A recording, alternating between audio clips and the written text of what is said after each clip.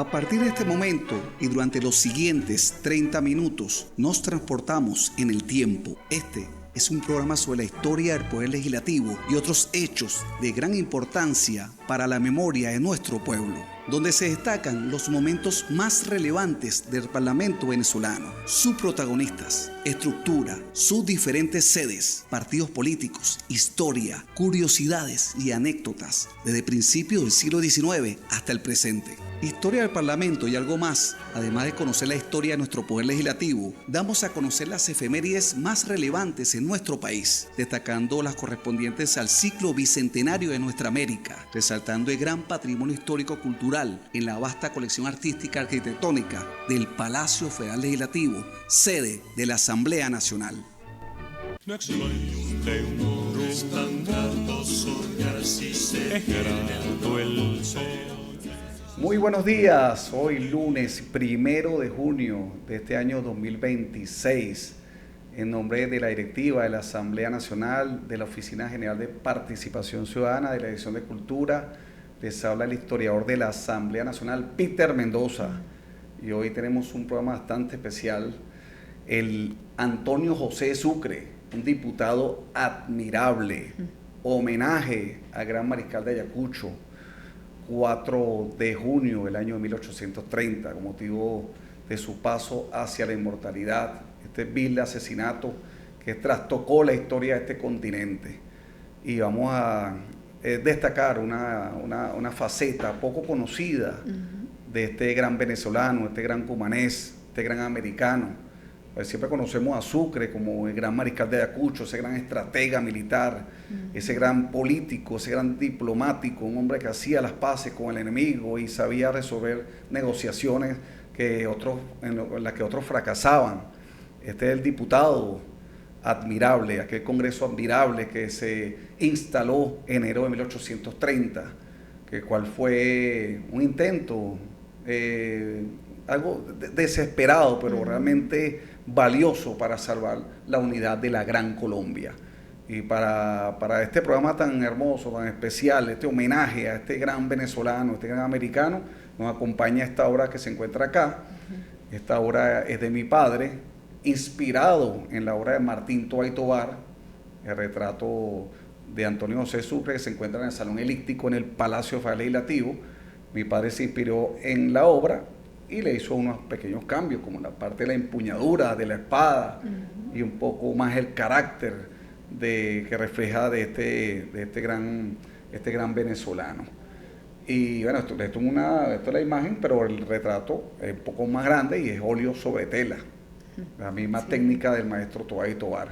Bueno, y como todos los lunes me encuentro en compañía de nuestra bella, hermosa locutora de la Universidad Central de Venezuela y de acá, de la Asamblea Nacional, Carolina Caballero. ¿Cómo estás, Carolina? Gracias, bienvenidos a su programa Historia de Parlamento y algo más. Así es, hoy queremos darle un homenaje a este gran prócer venezolano, el gran general Antonio José de Sucre. Así es, destacamos su vida. Sabemos que es un gran estratega militar, como bien lo has descrito, es un gran político, es un gran diplomático, pero muy pocas personas o muy pocos sabemos que él también fue un gran diputado, un gran parlamentario.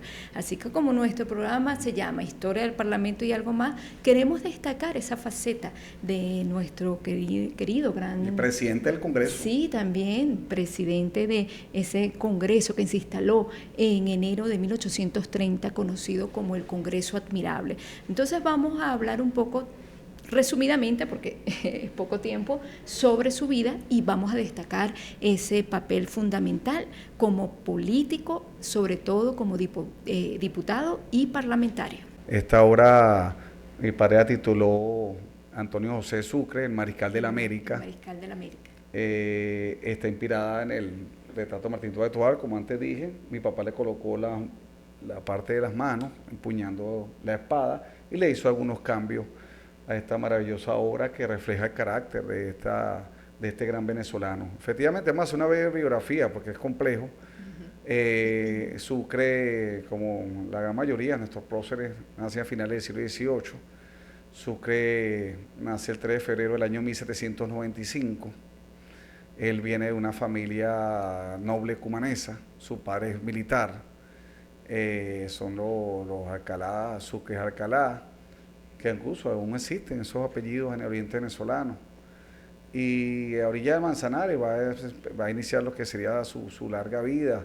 A los 15 años ya está bajo las órdenes de Santiago Mariño, en tiempo de la Primera República de Venezuela. Va a pasar a las órdenes de Francisco de Miranda.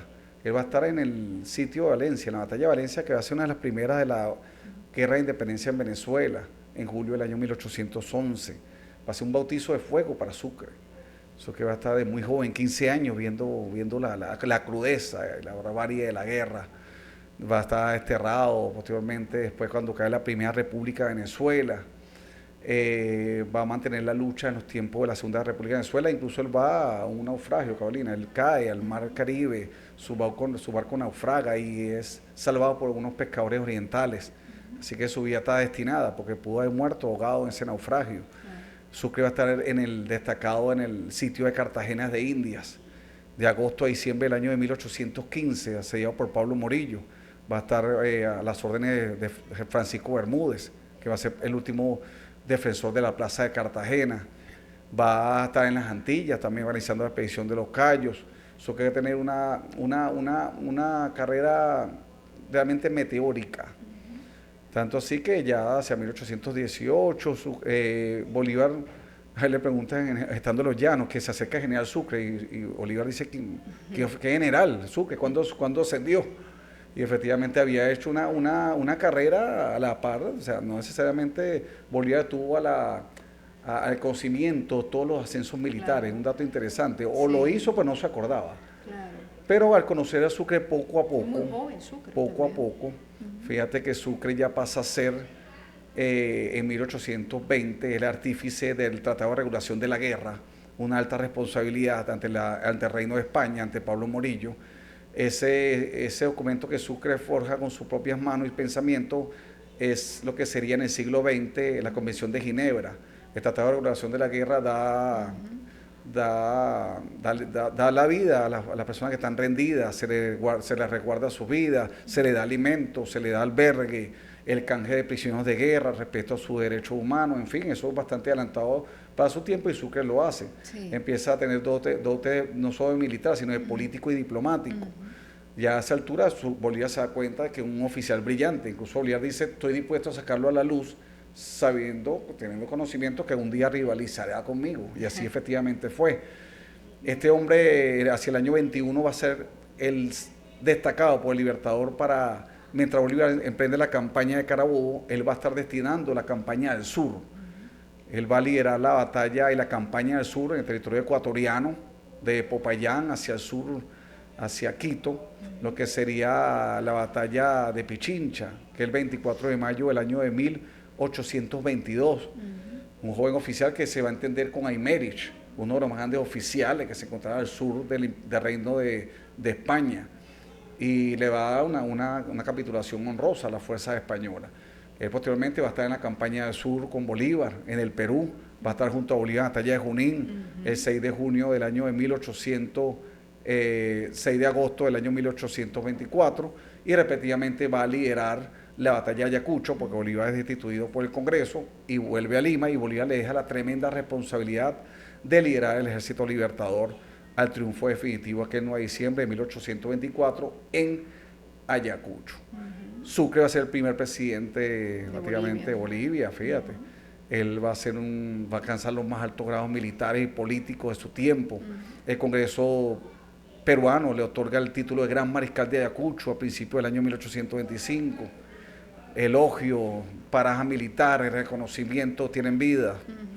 Este hombre va a ser también un gran diplomático. Y bueno, al llegar ya al año 1830 se ve como el sucesor definitivo del Libertador. Algo que hay que destacar también de su vida es que su familia sufre los rigores de la también. Guerra. Hay que reconocer que sus hermanas mueren, sus hermanos asesinados cuando Boves toma Cumaná en octubre de 1814. Es importante destacar que Sucre, aunque fue un artífice de la guerra, fue un mariscal de campo, Sucre odiaba la guerra. lo hacía por deber, pero Sucre es un hombre que odiaba la guerra, despreciaba la guerra, Sufrió, la barbarie de la claro. guerra, pues lo sufrió. Sí. Y por eso brota con los años su dote de político y diplomático, porque realmente él deja la guerra, incluso parece que lo perseguía, porque la última gran guerra, la batalla de la guerra de independencia del Portete de Tarquí, cuando el Perú invade el territorio gran colombiano en Ecuador, y Sucre que tiene que ir a combatir al general Amar, imagínense, sus compañeros de armas de Ayacucho y Junín tienen que combatir, o sea, entre hermanos, y Sucre tiene que hacer eso.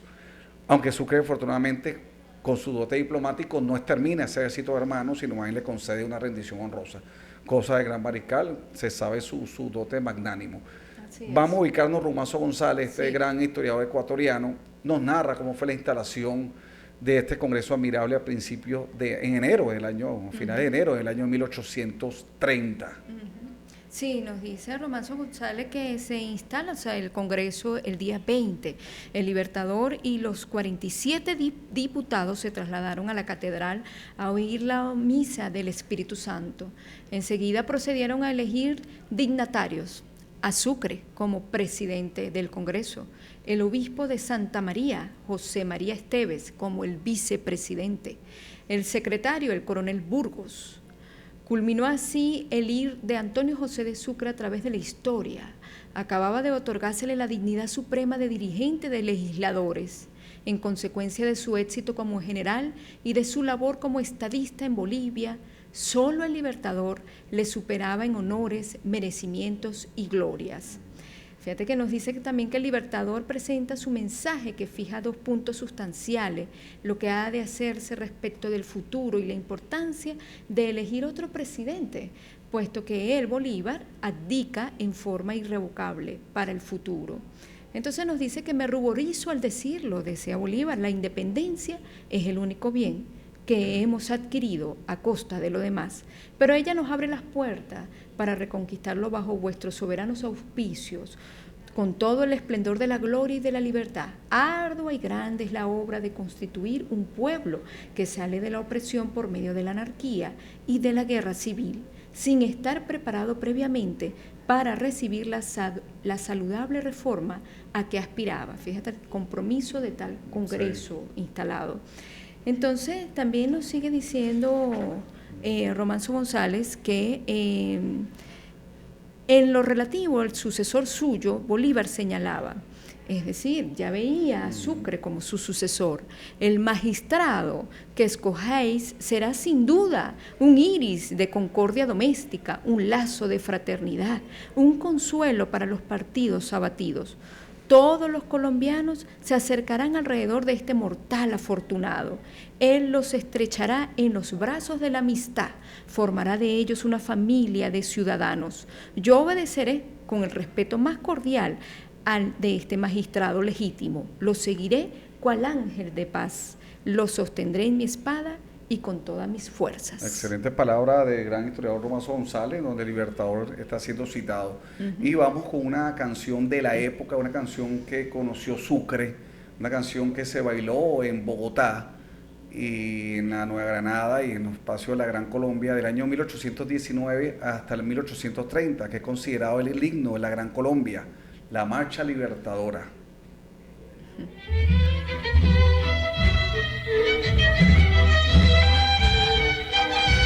Programa de Historia del Parlamento y algo más, justamente haciendo ese homenaje al gran mariscal de Ayacucho, Antonio José de Sucre, un diputado admirable. Y continuamos con Rumazo González, que nos estaba justamente narrando, Carolina, este gran libro, esta gran biografía sobre Antonio José de Sucre. Sí, estamos destacando a ese Sucre, a ese gran mariscal como diputado, como parlamentario en ese gran congreso admirable que se instalaba en enero de 1830. Entonces nos decía diciendo que el Libertador, hacía como miraba a Sucre, hacía el retrato de Sucre en esta descripción, en la parte anterior lo dijimos, la última frase en esencia decía lo mismo en su carta a Flores, mes y medio atrás. Probablemente será el general Sucre mi sucesor. Y también es probable que lo sostengamos entre todos. Por mi parte ofrezco hacerlo con el alma y con el corazón. 2 días después de instalado el Congreso, recibía de Bolívar el calificativo de admirable, por lo que iba a realizar la calidad de su presidente. Sucre, el espíritu liberal, auténtico, que ahí parecía regir el Congreso. Dice una carta del Libertador al doctor José Antonio Arroyo: es admirable sin que haya una persona que pretenda la desunión ni la separación. Todos están unidos con ideas liberales, de manera que yo estoy muy contento. Fíjate, así expresaba Bolívar la decisión del Congreso de elegir a Sucre como su presidente. Era la alegría opaca de lo que es la única esperanza, dice Romanzo. Exigió el Congreso que Bolívar continuase en el poder hasta que se expidiera la nueva Constitución.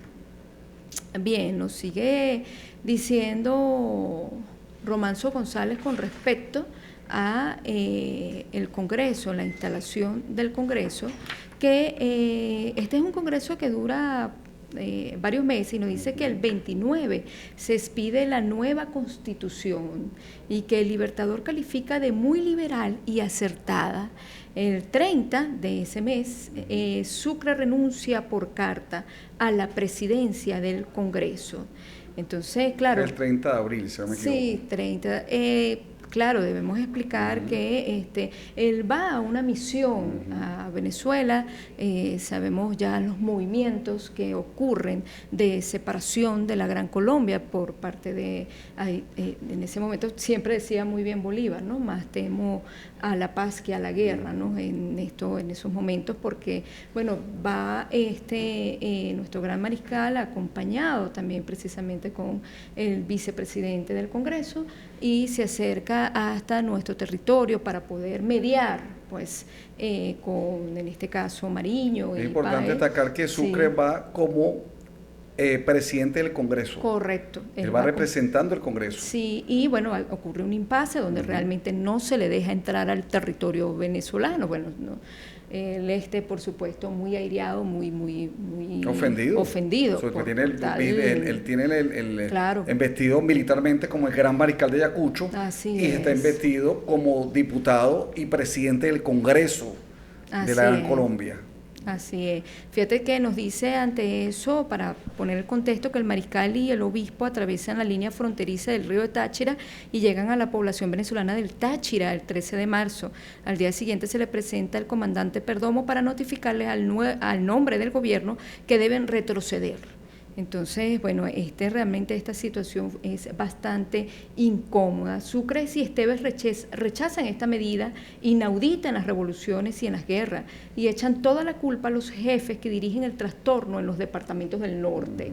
Entonces resuelven, no sin dejar asentada su nueva protesta iracunda, por supuesto de parte del mariscal.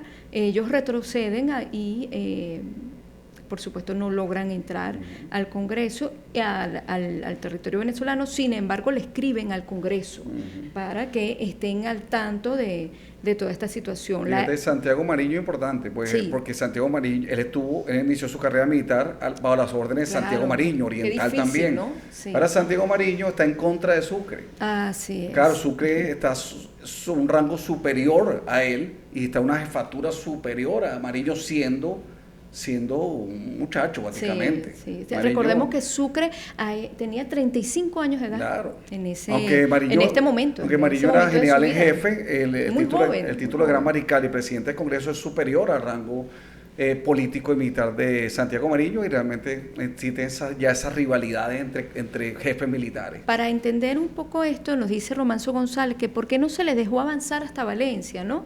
Hasta Caracas, porque esa era la misión, a los comisionados ciudadanos, eminentes, rectos, merecedores de todo respeto y confianza. Entonces nos dicen los historiadores de ese tiempo, que era José Manuel Restrepo, neogranadino, y miembro del gobierno de Bogotá, fíjate, y Rafael María Baral, entonces militar en las filas del ejército de Mariño. Entonces expresaron que les detuvo por causa de los trastornos que podía producir su presencia en Venezuela, donde el espíritu de separación no era ni unánime ni firme. El sistema hallábase tan mal cimentado que debía caer por sí mismo luego que se conociera la verdad. Esto nos lo dice Restrepo.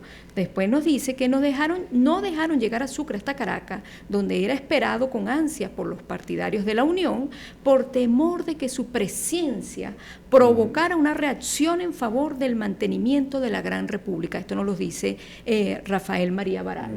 Fíjate, respondió entonces el Congreso de Bogotá sin reaccionar en ningún sentido ante la férrea decisión venezolana con el nombramiento de tal comisionado que faltaba en la persona del diputado Francisco Aranda.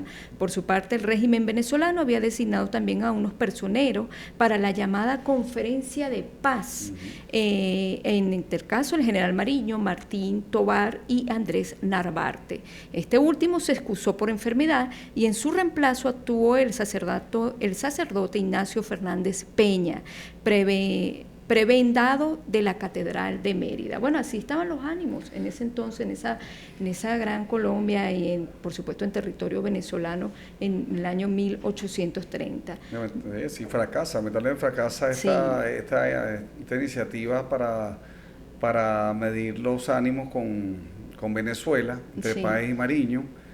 Sucre regresa a Bogotá, se entrevista con Bolívar, se dan cuenta de la grave situación política en la cual se encuentra ya desmembrada la Gran Colombia.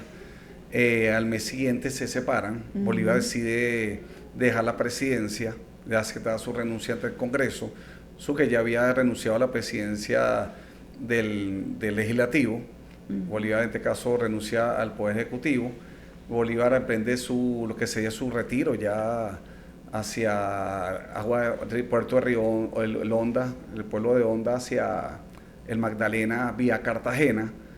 Sucre no llega a despedirse, pues fue a calmar una sonada militar. Le escribió una carta bastante emotiva a Bolívar porque no tuvo esa incomodidad de despedirse de Bolívar, que eran, por supuesto, que eran como un padre, como era un hijo y un padre.